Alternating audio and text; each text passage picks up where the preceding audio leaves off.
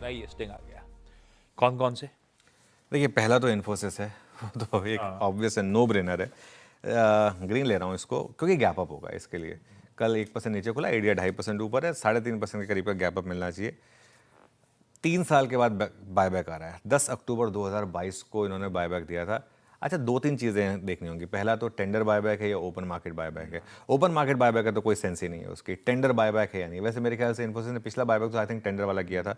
तो ये डर क्या है, ये शेयर क्यों गिर रहा है? क्योंकि डोनाल्ड ट्रंप का डर है, मेन चीज़ ये है। वैसे टैरिफ आईटी पे नहीं लग सकता है, ये भी हम बार बार बात करें, लेकिन दिक्कत क्या मार्केट को लगता है कि डोनाल्ड ट्रंप का क्या भरोसा, कोई कुछ भी रूल चेंज लॉ बदल देंगे, लॉ बदल देंगे ना। अगर लॉ में नहीं है तो लॉ बदल देंगे वो। लेकिन तो इसके लिए देखना जरूरी होगा कि गैप अप के बाद ये शेयर टिक रहा है या नहीं टिक रहा है। एक चीज़ समझ लीजिए, एक वीक स्टॉक में अगर गैप अप हो तो उसको बेचने के लिए भी लोग आते हैं। इसके लिए मैं एक चीज़ कह रहा हूँ कि अगर 4% का गैप अप हो तो प्लीज़ उसके बाद मत चेस करिए।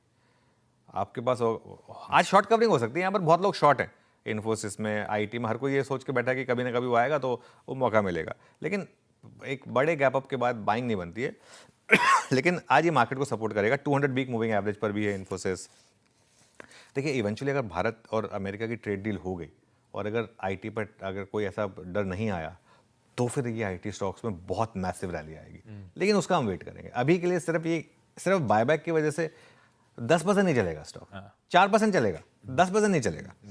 उसके अलावा आयशर और हीरो मोटोकॉर्प फिर से ग्रीन ले रहा हूँ, बार बार ग्रीन लिया है इनको। एक स्ट्रॉन्ग सेक्टर के सबसे स्ट्रॉन्ग स्टॉक्स हैं ये दोनों के दोनों, और ऑलमोस्ट हम रोज बिग स्टॉक के स्पॉटलाइट में कवर कर रहे हैं। और जीएसटी कट के बाद से जिस तरीके के मूव्स आ रहे हैं, और मुझे लग रहा है कि आयशर तो ऑलरेडी नए हाई पर है, हीरो मोटोकॉर्प में भी 7 हफ्ते से तेजी, और हीरो मोटोकॉर्प भी 52 वीक हाई पर है। ये भी मुझे लग रहा है कि धीरे धीरे शायद लाइफ हाई की तरफ बढ़ रहा है। इस वजह से एक और बिग स्टॉक मैं थोड़ा सा रिपीट कर रहा हूँ, आज मार्केट में है ही ऐसा कि रिपीट ही करना पड़ रहा है आपको। स्विगी पर आज एक और ब्रोकरेज अपग्रेड आया है। सीएलएसए ने आउट परफॉर्म की रेटिंग दी है, 509 का टारगेट रखा है इन्होंने, और उनकी एक कॉन्फ्रेंस कॉल हुई थी जिससे उनको एक पॉजिटिव संकेत मिले। 18 से 20% की फूड डिलीवरी की ग्रोथ, और मार्जिन में वो एक्सपेक्ट कर रहे हैं कि 60 बेसिस पॉइंट का जंप आएगा। इस वजह से स्विगी को फिर ग्रीन में लिया। स्विगी ने भी पिछले कुछ दिनों में आपको शानदार मोमेंटम दिखाया। कमाल कर रखा है सही में। रखिए